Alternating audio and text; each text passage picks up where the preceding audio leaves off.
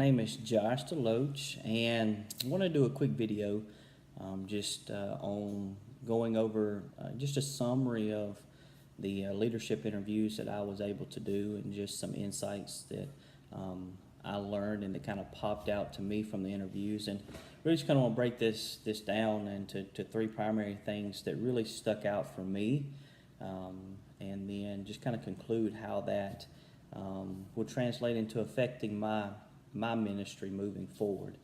I did two interviews. I did one with a associate pastor over evangelism and discipleship at a church in New Mexico.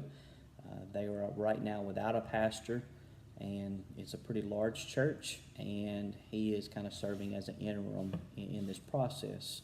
And then the other one was a lay leader in a church here where I live in the Shreveport-Bossier, Louisiana area.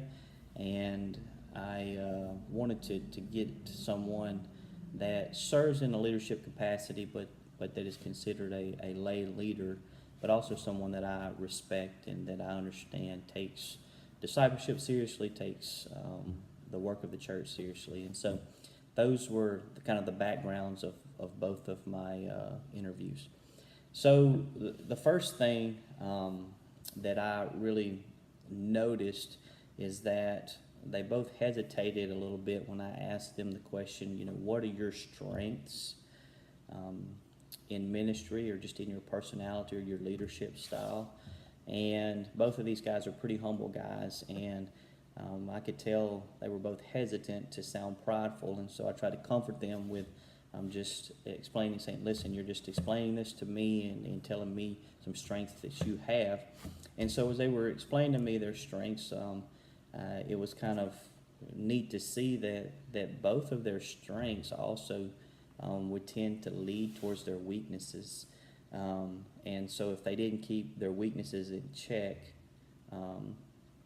it was kind of a manifestation of a fault in their strength. And so I found that to be interesting, especially when both of them kind of answered in the same way, and they have worked in completely two different settings, two different states and types of ministry. So, and then the second question that I found interesting was I asked both interviewees, what is your process in which your church fulfills the mission?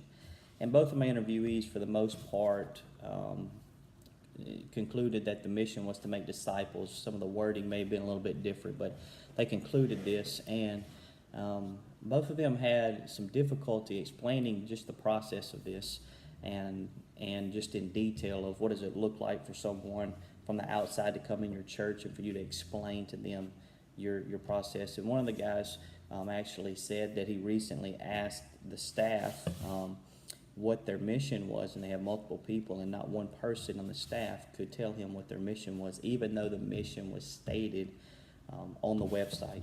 And so this definitely kind of showed me the need to make sure that we are clearly communicating in my church what the mission, what our mission is, what our purpose is, and what our process is in accomplishing that mission. And then the last one was that both of these interviewees really got excited when I asked them the question to tell me who their mentor is, and how that mentor has affected them in their ministry. You could tell there was a great passion that began to arise in their hearts, and just a sincerity that was there, of gratefulness for them to even hear themselves talk about what this person has meant to them and has done in their life. And so it was really interesting to see that. I enjoyed doing it. I learned a lot from it, and I'm thankful for the opportunity to sit down with both of these guys and share with them and ask these questions about life, about ministry, about leadership and mission and vision. And I'm excited about implementing what I've learned into my own ministry here at First Sibley.